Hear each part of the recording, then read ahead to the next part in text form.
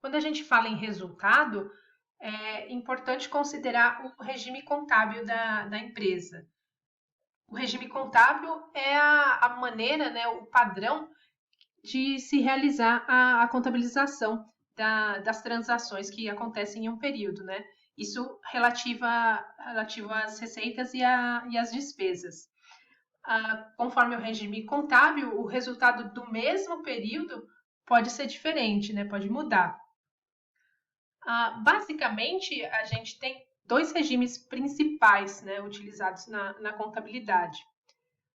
O primeiro deles é o regime de caixa, que, como o nome já diz, né, se refere ao caixa. Então, ele considera quando há entrada de dinheiro no caixa, quando há efetivo recebimento pela empresa, e, por outra parte, quando também há o efetivo pagamento das despesas, ou seja, quando entra ou sai dinheiro do caixa.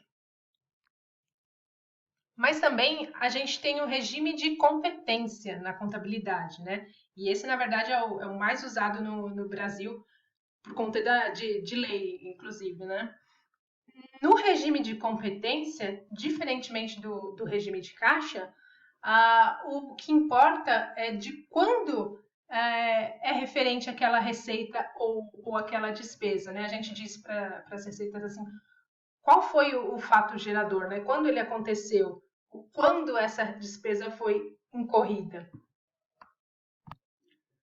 Então, por exemplo, para o regime de competência, não importa se houve ou não saída de dinheiro do caixa.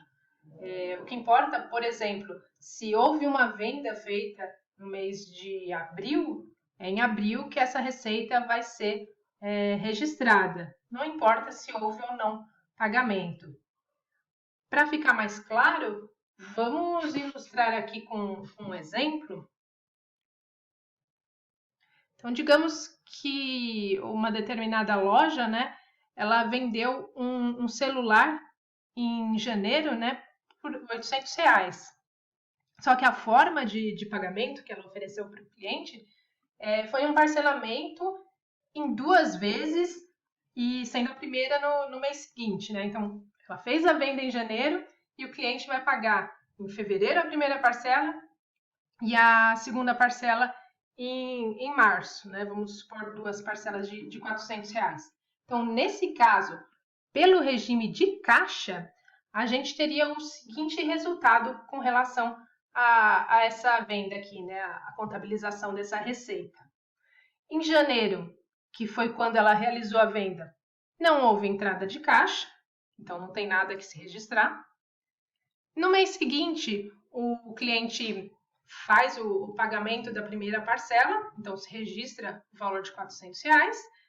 Mesma coisa no mês de março, né? Quando ele paga a última parcela, também se faz esse registro na contabilidade. Isso pelo regime de caixa, ou seja, a gente só considerou aqui quando houve a entrada de dinheiro, no caso nos meses de fevereiro e março. Em janeiro foi feita a venda, mas não teve entrada de dinheiro no caixa. Essa mesma operação, se a gente for fazer, né, a contabilização da venda desse mesmo celular por esse mesmo valor no mesmo período, só que agora considerando o regime de competência, a gente vai ter um resultado diferente, né? Então, no caso, foi em janeiro que a empresa fez a venda do celular, então em janeiro, pelo regime de competência, ela registra os R$ 800. Aí ela vai receber só em fevereiro e março, né, as prestações, mas nesses meses, como não foi feita venda nenhuma, aqui não há registro nenhum. Então, notem como é bem diferente, né, o resultado conforme o regime contábil pelo qual é feita a contabilização, né? Então, aqui no regime de caixa, em janeiro, por exemplo, foi o mês de menor receita, né? Se a gente for considerar que só essa venda foi feita, janeiro não houve receita nenhuma.